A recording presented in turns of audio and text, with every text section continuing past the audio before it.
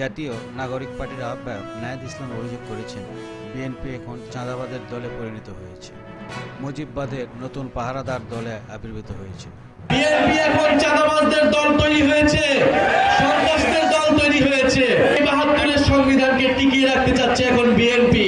আমরা শুধু হাসিনার পতন নয়, সেই দুর্নীতি, সেই মাফিয়া সিস্টেমের পতন চেয়েছি। আমরা এই জন্য বুঝেছিলাম ফ্যাসিবাদী ব্যবস্থার বিলোপ এবং নতুন রাজনৈতিক বন্দোবস্ত প্রতিষ্ঠা করতে হবে।